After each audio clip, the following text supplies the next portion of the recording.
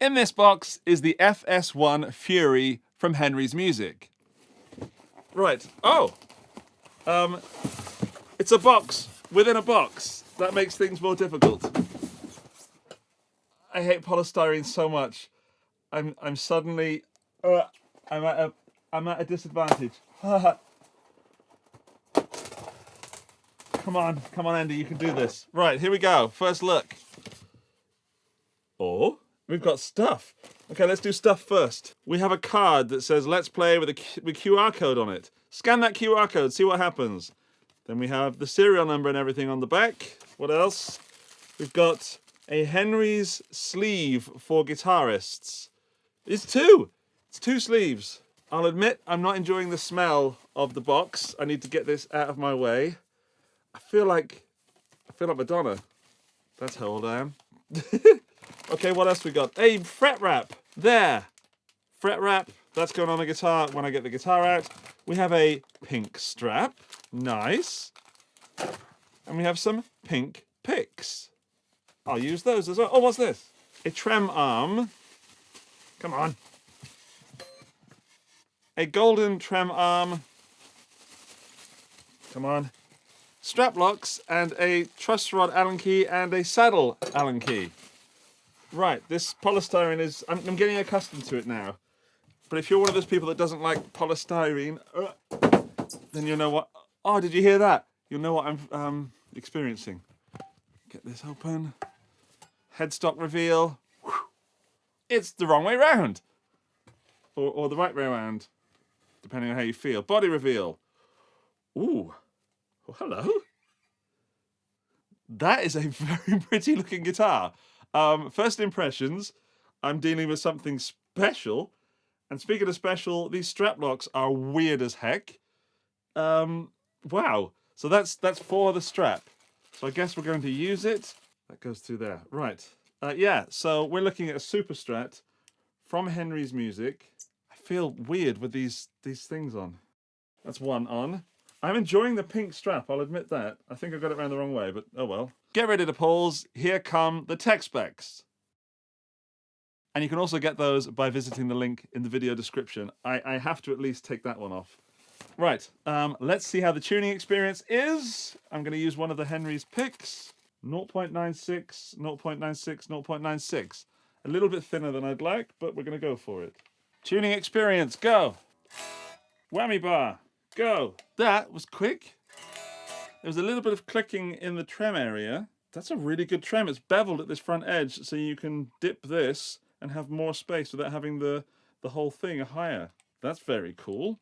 Just on paper, this looks like a great guitar, so let's hear it. The Fury's got 2 humbuckers and a 3-way switch with coil splitting on both, giving us a combination of 8 different tones. So we're going to do cleans first through the NRG Alternator 2 with a bit of help from the Slur from Walrus Audio, giving us a bit of ambience.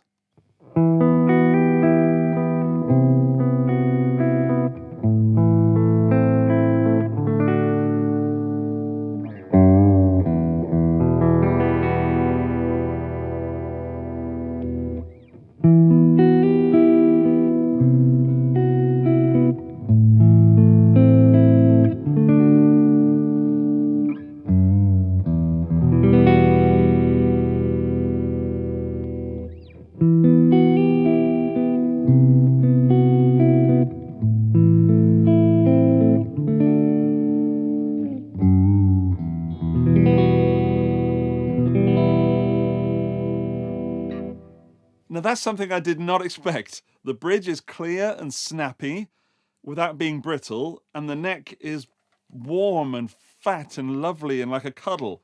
And these look like invaders, so I was expecting something a lot more aggressive. Let's split the coils.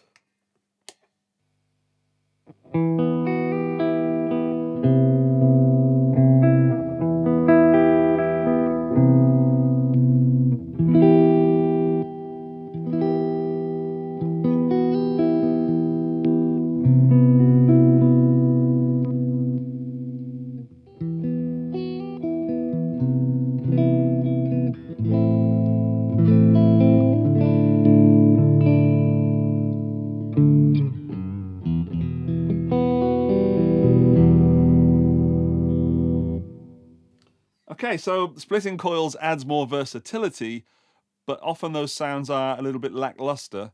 That's not the case with this. Let's go to a bit of crunch.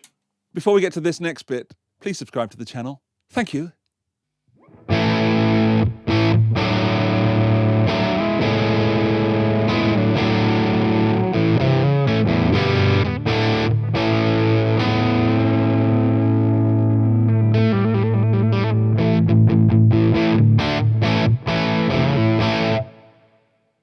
Again, clear and very rocky and almost fuzzy. There must be a lot of output coming from that. Let's go to the neck.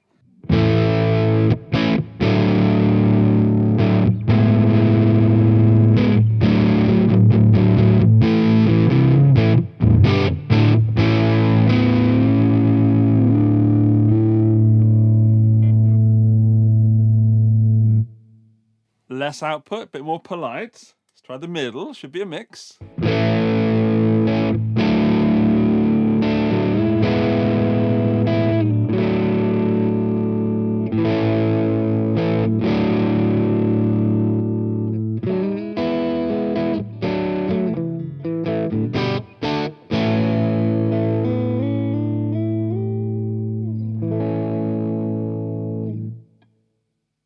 I've got to point out that the Alternator 2 is not a classic sort of British rock sound, which is what it kind of looks like to me. It's more sort of gritty, and there's a lot of grit coming from this guitar, especially in the bridge position.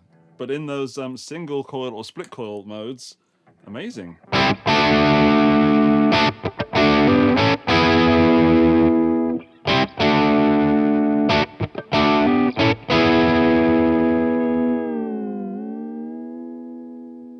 My goodness, that trem is very tight.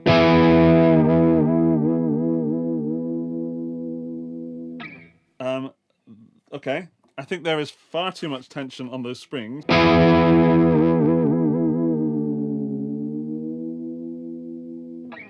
That's the first thing I don't like. That's a little disappointing. Yeah, the trem is too tight. There's too much tension, and then it's not bouncing at all, or it's not nice to use.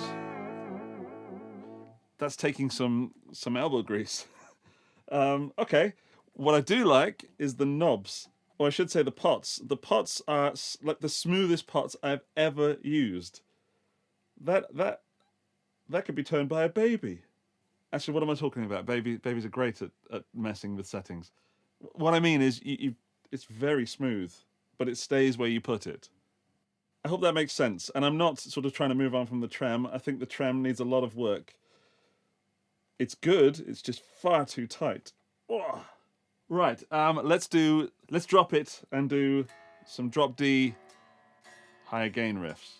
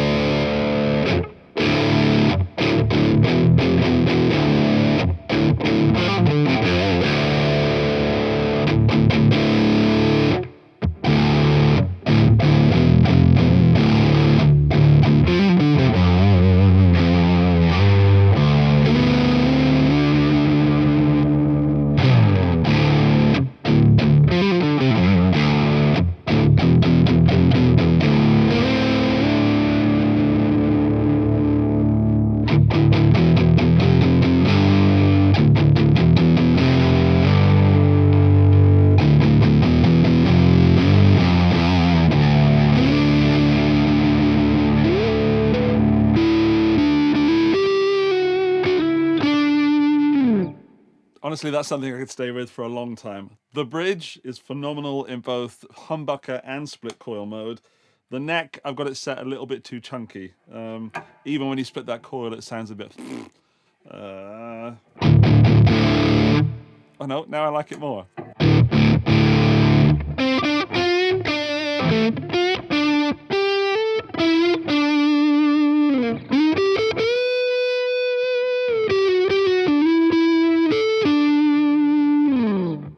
I need the fret wrap.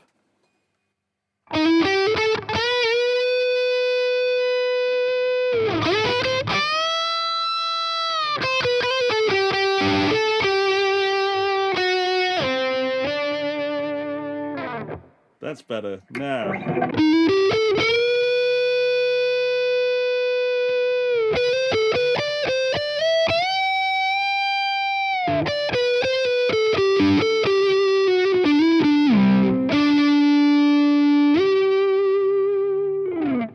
It even comes with a bum note. I dig that. That's great. Good inclusion of the fret wrap. That is necessary because without it, you need to play a lot cleaner, and I can't. I got to take this off. It's yeah, it's making me itch a little bit. Maybe it's a bit tight on my massive arms. Right. Let's take this off because it's time to weigh this beast with the cable off.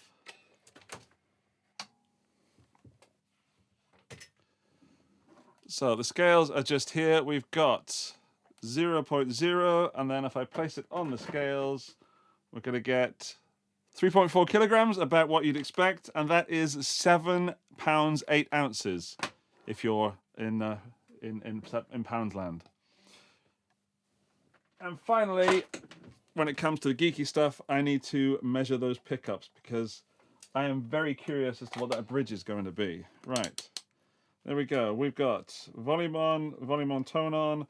Bridge is 14.9. 14 yeah, we'll call it 14.9. Split that coil is going to be 7.5, so it's almost 15. Then up to the neck, 7.2, 3.6. Yes, math is mathing. And then in the middle, both humbuckers, we've got 5, then 3.6. Then little old 2.4. The review. Okay, first, the good stuff. The specs are phenomenal for this price. It is 899 euros, which puts it above, well, price is difficult at the moment. At time of filming, that puts it in with some of the big boys, and considering we don't really know the name on the headstock, that's a bit scary for some people. So you're in Fender Player 2 territory. You're also in some of the Epiphone territory.